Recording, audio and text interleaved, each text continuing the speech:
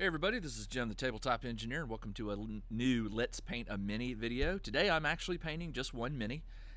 This is Alex Parker. He is from Brisbane, Australia. He is one of the miniatures for the Cthulhu Death May Die game from CMON. And I think he's like my 8th or 9th investigator out of about 20. So I've still got quite a ways to go. But I'm enjoying painting them. I'm really enjoying playing the game. And I'm just wanting some more investigators, more options. So I'm going to paint another one today. And as always in this painting episode, what I'm going to do is talk about something. Today I'm picking a topic that, I'm going to take some before and after photos of this. So today, what I'm going to be doing is talking about ChatGPT. Some of you have probably heard of it, some of you may not have heard of it, but I have been asked my opinions on it. I think I was asked my opinion on it because I'm a writer by trade.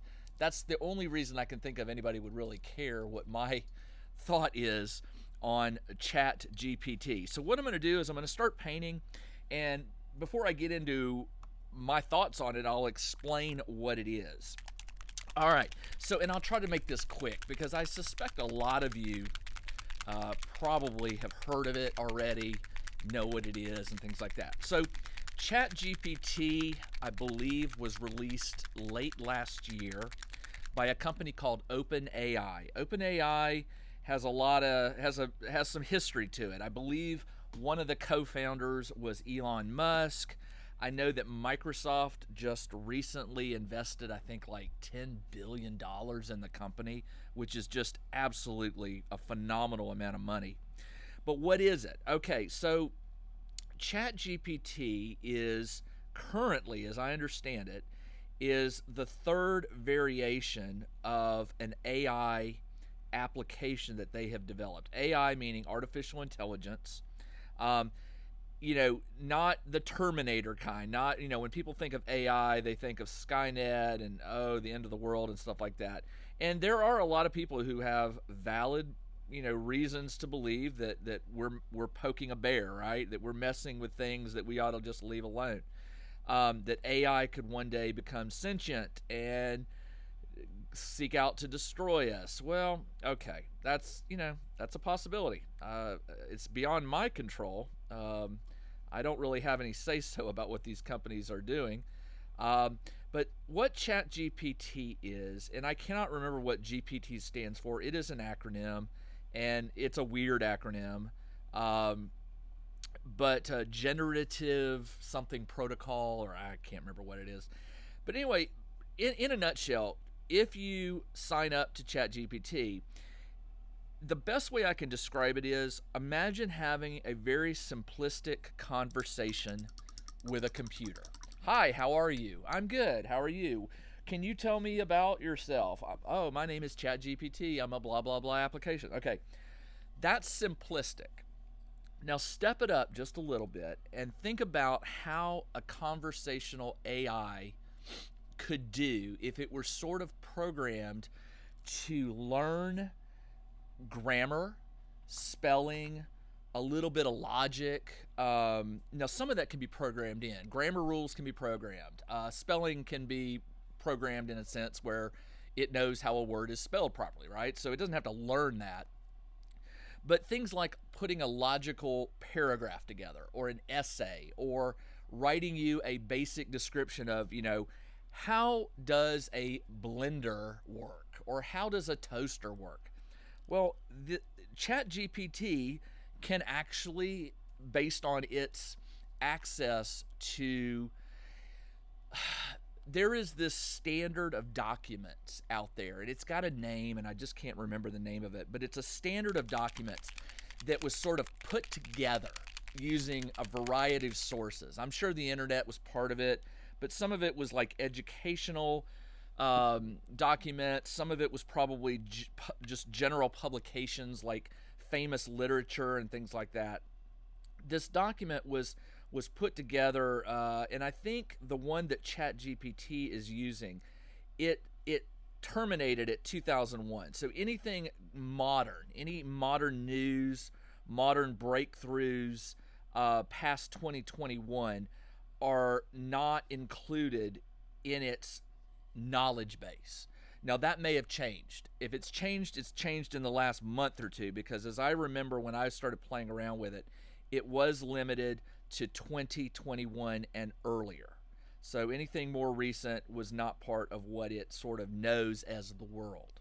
All right, so but let's just say for just argument's sake that it has been updated to modern day. That means it has been given access to things like news feeds, probably new books that are available to the general public, like PhDs that are written by students and made public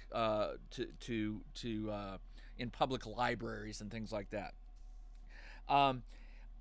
As far as I know, ChatGPT has not been unleashed, let go, to scour the internet, kind of like Google does. Google's algorithm or Google's search engine is based on just going out on a regular basis. I don't know if that's daily, weekly, monthly, or whatever, but it goes out and it scans the internet, everything that's out there that can be reached.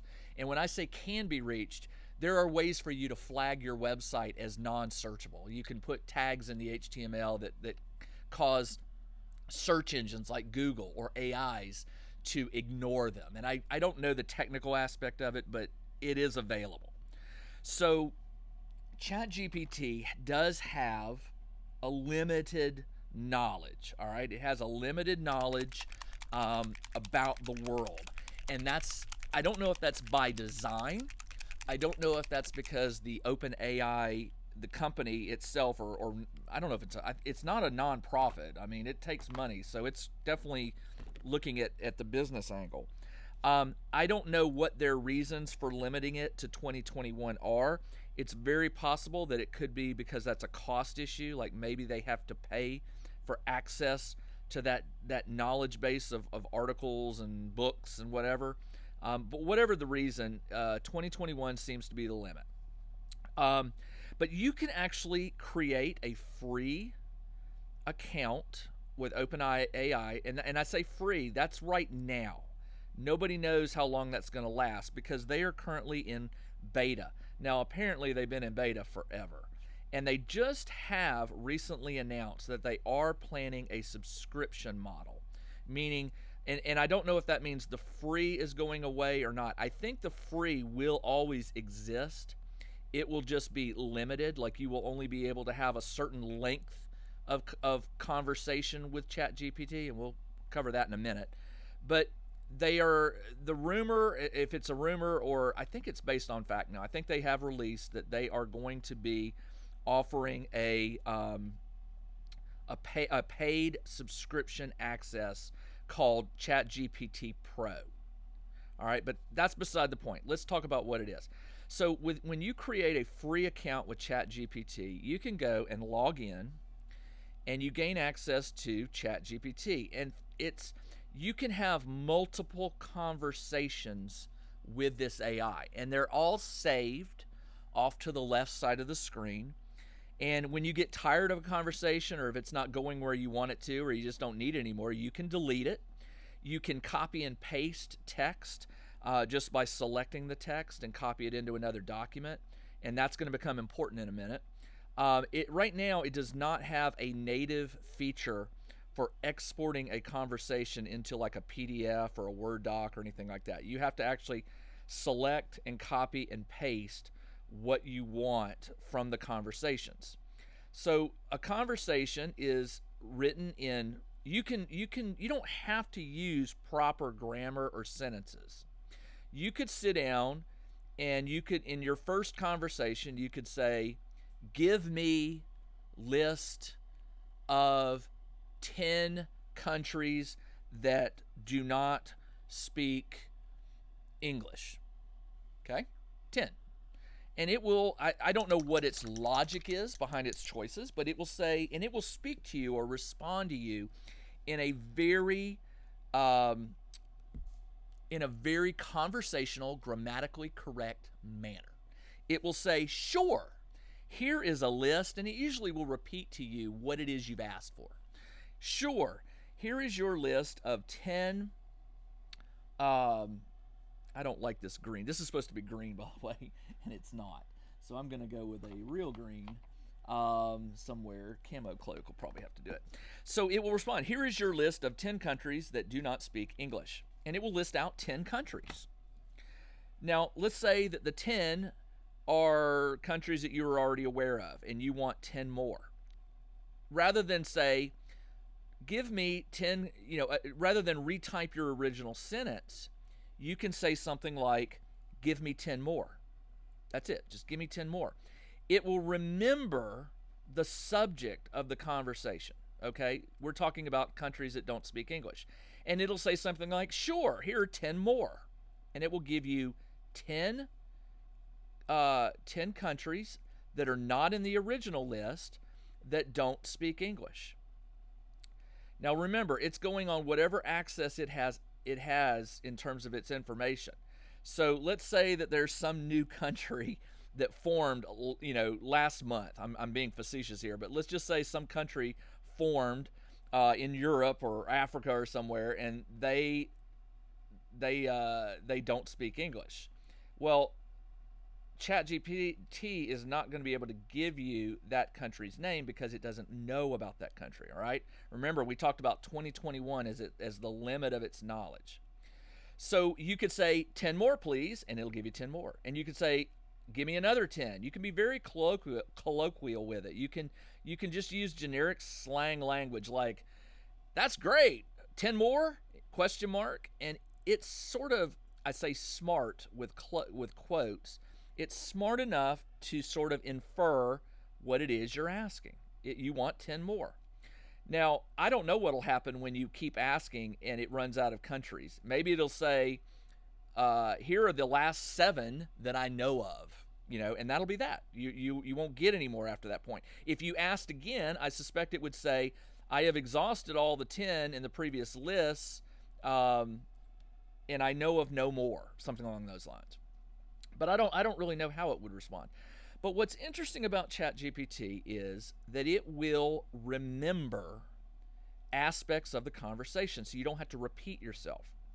Now, the other thing you need to be aware of is there have been instances of ChatGPT being caught providing inaccurate information. Now, I have not, in my own use of it, I haven't encountered that, or at least I wasn't aware of any if it gave me some inaccurate information. But for example, just an example, in one conversation, I wanted to know the names of all of the hotels mentioned in the H.P. Lovecraft's stories. And so I started a new conversation, and this conversation was going to relate to a discussion I was having with it about H.P. Lovecraft. I wanted to see just how much it knew about H.P. Lovecraft. Well, it's not so much that it knows, it just has access to the stories and probably articles about H.P. Lovecraft. So I said something like, can you give me all of the hotels ever mentioned in H.P. Lovecraft stories? And it proceeded to give me a list. I want to say the list was like about 8 or 9 hotels. Now, I don't know. I've read most, not all, of H.P. Lovecraft stories. I'm pretty sure there's some I haven't read. But I've read most of them, and I remember some of them, so I knew that there was accuracy there. But it could very well have given me some that were either not in the stories, or it could have given me a made-up one, and I wouldn't know the difference. Okay, so you have to bear in mind, you're talking with an application that you're assuming that the information you're getting back is accurate. But the only real way to check that is to check that. I could go and I could read all of H.P. Lovecraft's tales. I could go and, to verify. That would take a long time. Or I have to just go on the assumption that ChatGPT has access to those, to the tales, and has scanned them and knows what it is. And it's very fast, by the way. When I typed that, the response was almost instantaneous. So I don't know if it's actually got those like logged somewhere in some massive database that it's it's done on its own, or if it's actually doing a search right then and there, but it's so fast that it appears instantaneous to me. I don't know. I'm not an AI expert. So I'm telling you this just with a caveat. You can ask it questions and you will get responses. But whether or not those responses are accurate, you have to assume either that the ChatGPT is infallible and that the answer is correct, or you have to take it with a grain of salt and say, hey, this could be true, it could not be. So that is one of the limits of ChatGPT, in that it's very fast at giving you answers. It just may not give you the accurate answer you need. There have been people saying that it doesn't do math very well, which it's not a math AI. it's a conversational AI. Now, you would assume that because it's a program that it could do basic math, and it can. If you ask it to do some basic simple math and algebra and stuff, it can do that. And I would assume that it could be verified, that you would be able to check the math and say, yep, it got it. But for higher math, calculus and trigonometry and some differential equations and really crazy maths, I don't know. I couldn't tell you if ChatGPT can do those or not. And if it can do them, I don't know if I'd trust the accuracy. I don't think most math majors would trust their homework assignments to ChatGPT right now, knowing that that ChatGPT can be wrong. And I mention homework because right now ChatGPT is in a lot of the news stories because it can be used by students and non-students, but specifically students can use it to write things like essays.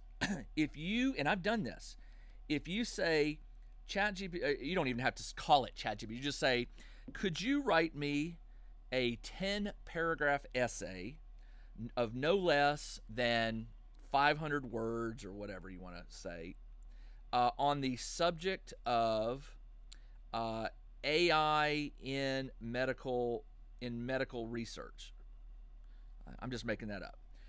It may take 30 seconds. It usually starts pretty quick. It writes it as you watch. You actually see the sentences being spit out, and it's usually faster than you can read. I usually try to read as fast as ChatGPT provides it to me, but usually it starts winning. I can't keep up. But it will literally write you an essay as you're watching, and you can cut and paste it, and you can submit it. Now, here's the problem. As a student, if you're watching this and you're thinking, whoa, I've never heard of this, but now I'm going to go get on it. Well, teachers are wise to it, obviously. They know how to look for certain clues. The writing style is often very clinical, very robotic. The sentences are usually the same length. The paragraphs are usually the same length. It's very non-human. There are AI detectors that you can run text through, and it will say this text was 80% chance written by a human, or 99.9% chance written by an AI. Teachers have access to those kinds of tools. Now, I will take an aside here and tell you, I used to write for a living. I wrote a lot of technical books years ago. Recently, I took an original book that I wrote. It was on CNC technology. Whether you know what that is or not doesn't matter. But I wrote a book on CNC technology years ago. I took about 4 or 5 paragraphs out of that book, copied it. I have the PDF, copied it, and pasted it into one of these AI checkers just to see. I'm kind of insulted. It said that this text was 85% chance written by an AI. Well, I know it wasn't because I wrote it. Every word original, unique. So you have to be careful with those things, because I don't think those AI checkers are accurate at all. And then there's plenty of videos. You can go on and search for AI checker, false positives or something like that, and you'll find videos. There's a guy I was watching the other day that was feeding AI content into it, and it was saying, oh, it was 80% human. And then he was making just a couple changes to the text, and it would say, oh, this is 100% human. So they are not infallible. All right. So you got to be careful and not trust them, teachers. And I say that to parents as well, because parents, if you've got kids, it's very possible in the next decade we're going to start hearing about kids being accused of plagiarism or using AIs to write their essays and such, when the fact of the matter is they didn't. They did write it. And some teacher is going to get accused of, some teacher is going to accuse some poor student of having an AI write something when that poor student didn't, wrote it. So we gotta watch this. It's going to be interesting to see. So anyway, you can take these conversations and you can copy and paste them and you can use them as you want, and it will talk to you just about anything you want to talk about. It's pretty slick. If you want to talk about philosophy, it probably has limits, but it will say, sure, let's talk. And you can ask it questions and it will give you its opinions, and you can ask what current breakthroughs in this or current thoughts on this and stuff, and it will give it to you. So why would someone, actually it was more than one person, email me and ask me what my position is on ChatGPT? Well, this is just my thought. I'm guessing that they're wondering what my position is on it because ChatGPT, there are people using it to write children's books, and there are people using it to write all kinds of things. And I guess maybe they're wondering if I'm concerned that writers will be, put out of business. And maybe one day they will be so good that writers do need to worry, and writers may need to step up their game. What I can tell you is that right now I'm not worried. ChatGPT can write, and its complexity will probably continue to increase. And it's got originality. I mean, there is some originality that's coming out because it's able to sort of, I've watched some articles on it and I'm not quite sure if I can explain it technically, but it does have some abilities built in to be creative, in quotes, meaning it can come up with unique knock jokes, and it can come up with unique sentences that you've not seen before. It does have some originality coding that it can sort of synthesize other conversations and what it's seen and make its own. And people will say, oh, well, that's still plagiarism. Well, okay, you could argue that, but let's take a further step. When I write a technical article, I'm not just making the format up or making up the content from scratch. I've read other technical books. I've read white papers and journals and how-to books, and that knowledge is in my head. And so in a sense, I'm taking what I know and what I've read, and I'm synthesizing it, and I'm putting it into what's called my own voice. Writers have a style, they have a voice, and if you're not agreeing with me on that, just trust me. My publishers, when I was writing, they knew that I tended to write in a certain style. I use certain words, phrasings and things like that. And so they would know instantly if I submitted something that had not been written by me, because they had enough experience to know what my writing sounded like, or my wordage sounded like. So, am I worried? Yeah. I mean, maybe there might come a day when AI like ChatGPT is so good that, it can write horror novels like Stephen King with plots and subplots and tons of characters that have backstories. And it can keep track of all that. Obviously, it's probably intelligent, and I use these words in quotes. It's intelligent enough to be able to do that. But I don't know if I am truly worried that AI will actually take away writers' jobs. Writers come up with things that are unique. Computers can too. But the writer, I think, will always have an advantage based on human experience. There will always be things that writers are experiencing in the real world that can be written about. Now, it's very possible that AI may become the king at writing technical books. So, in that sense, if I was a technical writer, I could very well find myself out of a job because publishers may say, "Why do I want to pay? Why do I want to pay? Jim this much money to write this article?" And I don't do tech writing anymore, by the way, so don't worry about me. But I do have friends who are still technical writers, and they write, and I don't want them to go out of business. But 100 years ago, when cars were invented, I probably, if I'd have lived back then, I might have had a friend who, was the what do you call it, the guy, the carriage driver of a carriage that was horse drawn. So cars started coming out, and maybe I was like, well, this is horrible. My friend Jake's he's gonna lose his job. I do this every time. I get the speed paint black instead of the matte black, and then I make a mistake. So I'm not making excuses, and losing one's job to automation or a robot or whatever is a real thing, and it's not. And I have sympathy.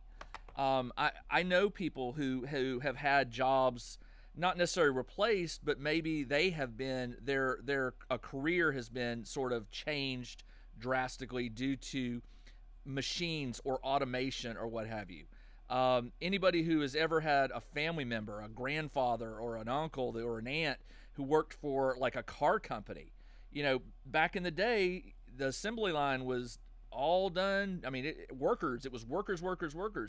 Nowadays, if you call up a video on YouTube of like a car manufacturer, I don't know what percentage. I would probably say 75 to 80% of that car is probably assembled by machine.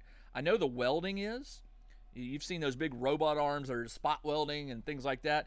Now, I've watched cars get assembled on videos, and you still see the human element. There's still somebody who might install the windshield because it's sort of, maybe it involves a little bit of a finesse, a human touch.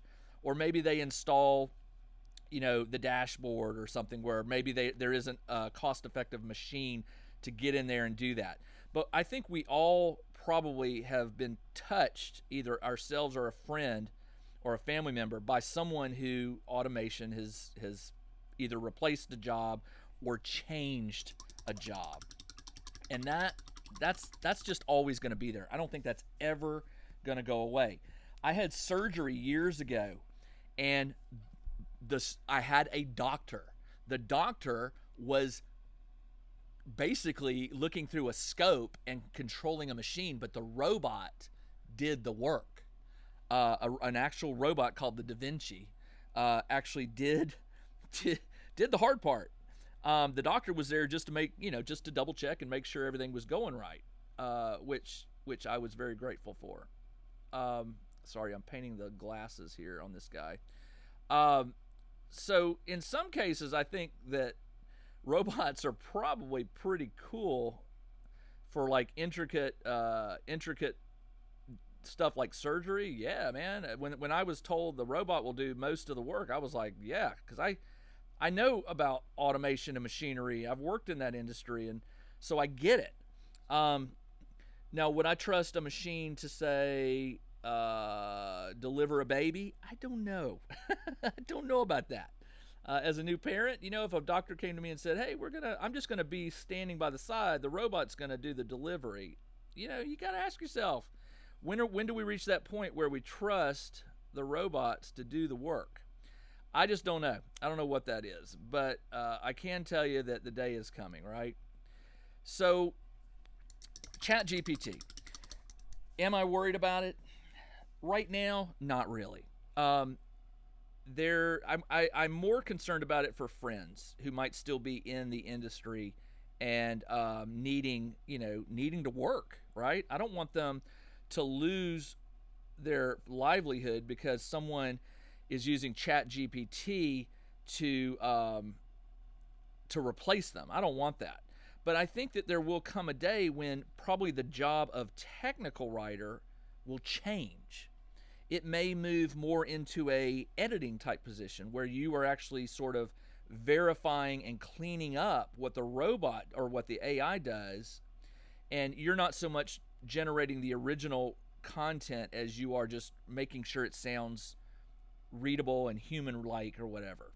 There may come a day where we just don't care whether something sounds robotic-like. I don't think that day will come, but you never know. Now, I know people were wondering, do I use ChatGPT in my day-to-day writing for my gaming hobby? Well, the answer is no, but I have used it, and I'll explain how I've used it very briefly. I'm pretty happy with how he turned out. This is, what was his name? Alex Parker. I'll take some before and after photo, or some close-up photos once he's dried, and the green's a little darker than I wanted, but that's okay. So how have I used it? Well, I'm going to give you a suggestion here, because I really like ChatGPT for, and this is going to sound funny to say, I like to have a conversation with myself. What do I mean by that? Whenever I use ChatGPT, I use it to brainstorm. And I feel like when I'm having the conversation, I feel like I'm talking to myself somewhat. ChatGPT is giving me feedback that causes my creativity and my brainstorming part of my brain to fire up. And so I will have this back and forth conversation with ChatGPT. Now, let me give you an example. There is a guy on the internet, and I'll see if I can find the link to it, where he sits down and he has ChatGPT create him an actual D&D one-shot adventure, start to finish. It provides the description of the location of the village, where the bad guy is, who the bad guy is, one or two plot complications that the heroes have to solve, and then a description of like what the big fight at the end would be. And it's pretty slick. It creates it all. Now, the way it writes it, it sounds very generic, but that's where he comes in. While he's doing this live on the video, the author or the guy using the computer is tweaking it. He's going, I don't like the sound of that as the big bad. Can you change it to something more undead? And now remember, ChatGPT remembers the entire conversation. So it would say, sure. And it would replace maybe a paragraph with some new description of an undead bad guy, right? Excuse me. I've got a heater on over here, and I think it's dried up my voice. So this back and forth, this guy actually narrows down the adventure and he fine-tunes it. And what he ends up with is really what you would call an outline of an adventure. It lacks a lot of things. Now, here's one interesting aside. It did generate a 5e, Dungeons & Dragons 5th edition, stat block. It was a lengthy stat block, and I'm going to turn this off. It was a lengthy one, and it wasn't anything real surprising, or I don't know what the word I'm looking for. It didn't wow me. I'm going to take a real quick break and get a drink. I will be right back. Okay, sorry about that. So anyway, in this video, and I will try to find the link to it and include it with this video in the video description below.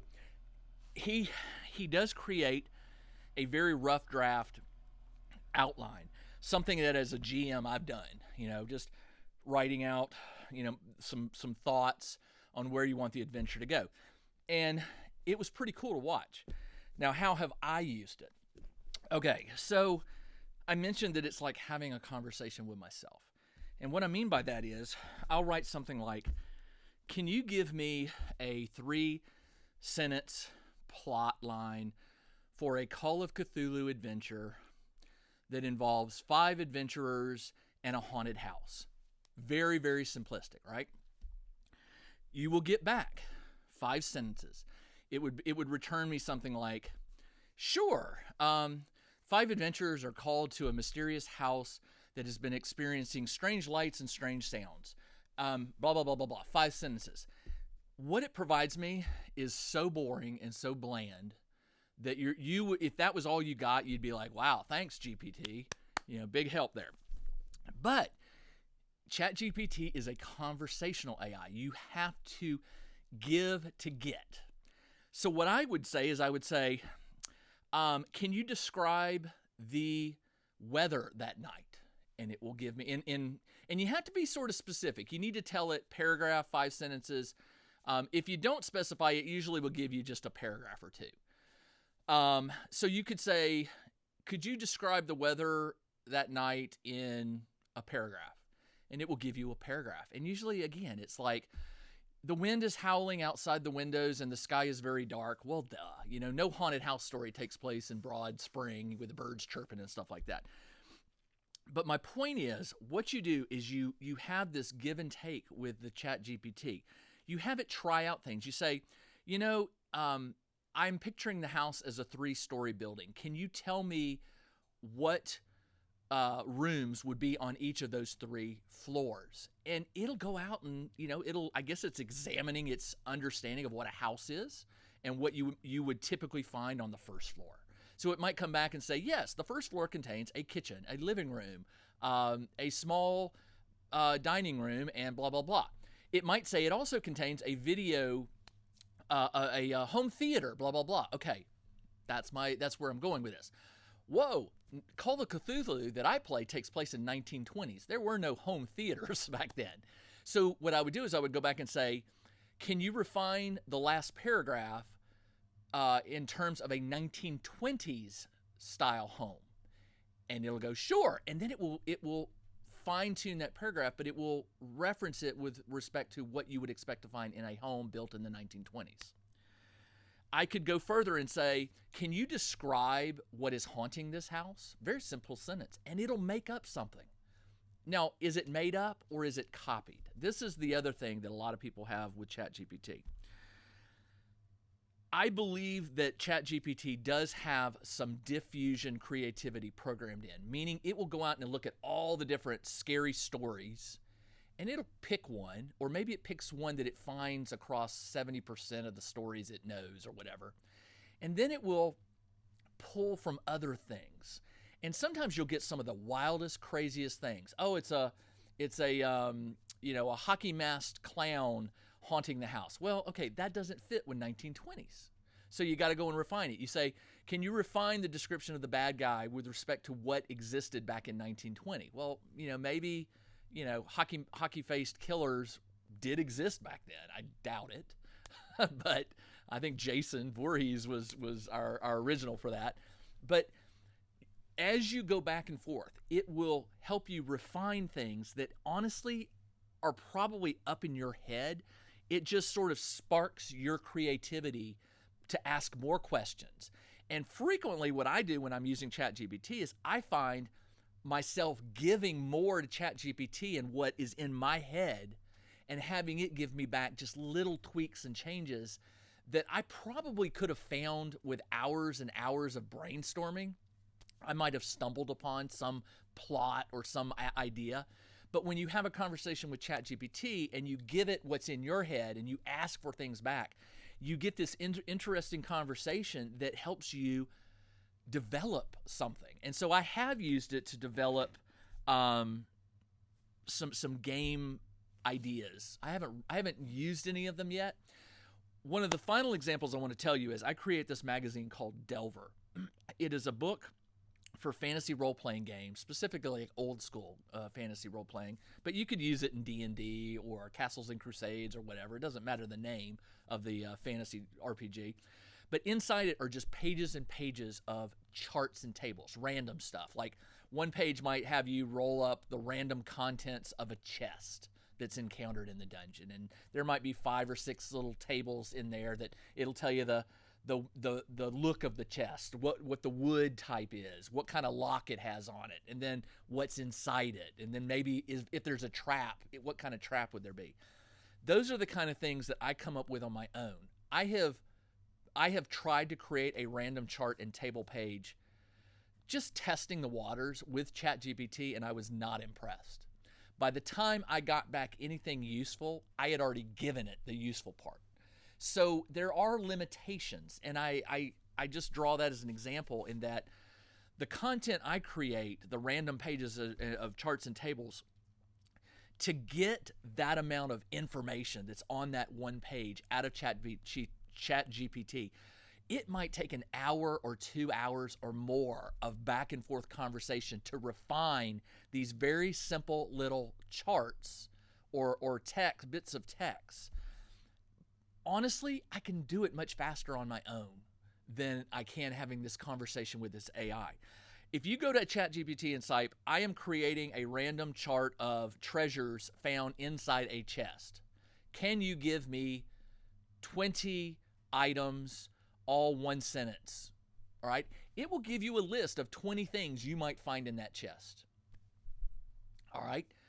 Half of them or more are going to be things that probably don't exist in a fantasy world. So you'll have to refine that. Can you limit them to just what would be found in a medieval setting? Fine. Then it will give you more, but it'll only give you things that might be real in the real medieval world. It wouldn't give you anything fantasy tropes, right? So then you have to refine it and say, can you give me 50% of these are magical things that would be found in the chest? Well, then it'll give you 10 that are so far-fetched that why would that be in that? You have to come up with a reason of why would that be in the chest. That's a very expensive item, or it's so unique. A feather that writes in green ink. Well, okay, that might be a good one. That actually is a good one. But what you're going to get back from ChatGPT is not going to be an easy pull. You're going to have to work to get those things that you want, to get 20 realistic sounding items that would be found in a chest is going to take a while. It's like pulling teeth with ChatGPT. You have to keep refining the search and refining the search. And even though you refine it, sometimes it still goes outside the fences that you've sort of put up. So, to answer your question, what do I think of ChatGPT? I like it. I think it's fun. It's for a creative person, for people who are doing creative stuff, it can be a great way to light some brainstorming fires in your head. For me, I equate it to having a conversation with myself. I give some and I get some back, and that causes me to think something new, and then I give it to Chat and I ask for it back. For students and business people who need to write a PowerPoint slideshow or a presentation or whatever, it can give you the foundation. I think it could give you the rough draft, but I still think as a human, you're going to have to go in and do a lot of the work to refine it. But that said, it can save you some time. It can give you a basic structure of a story or a PowerPoint slideshow or an essay.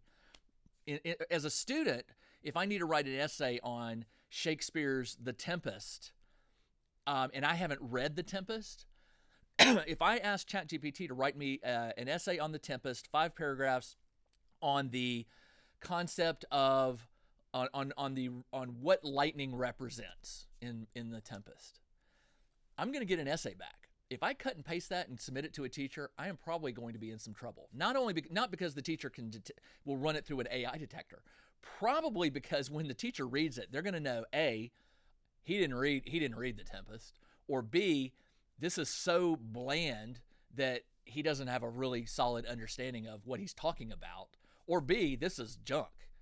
F. So the student is still going to be given. I think the onus is still on the student to read and understand what it is that they're having to give to the teacher. If you want to use ChatGPT, you go right ahead, but you risk getting in some serious trouble if you accept what ChatGPT gives you back. All right. That's all I have for this episode. This one turned out to be a weird conversation. I actually got this painted in very quick time, but it is an interesting subject. I welcome your feedback. You can post comments in the description below, in the comments below, and I will address them as I can. I find ChatGPT to be very, very interesting, especially now that it's in its infancy. And I say it's in its infancy. It is, because I think in 10 years, we're not even going to recognize what these AI things can do for us in terms of our work and our entertainment and things like that. Google's very worried because ChatGPT can answer questions like, what is the capital of such and such a country? It's usually 99% accurate if it's a factual thing. So Google's nervous because a lot of people are using ChatGPT as a way to get answers. True story, I went and I typed, how do I change the air filter in, my neighbor was in need of changing a filter on a certain type of lawnmower. I don't know. I didn't know. So I typed in, I would just happen to be on my computer when he texted me, and he asked me if I knew how to do it. And I texted, how do you, and I texted him back and I said, what make and model? And he told me, and I said, how do you change the air filter in make and model of this? It knew. It had an answer. Now, I don't know if it was accurate because I cut and pasted it and texted it back to him. But I asked him later, I said, did you find it? He goes, yeah, I found it. Thanks for that. And he assumed I knew. So I was the hero at that moment. But ChatGPT can work as a search tool. So keep that in mind. All right. That's enough for today. I'll be back very soon with another Let's Paint a Mini video. If you want to check out ChatGPT, please do, and let me know your thoughts on it. I'm very curious what other people find about it. This is Jim, the Tabletop Engineer. Be back very soon with another Let's Paint a Mini video. Until then, everybody, take care.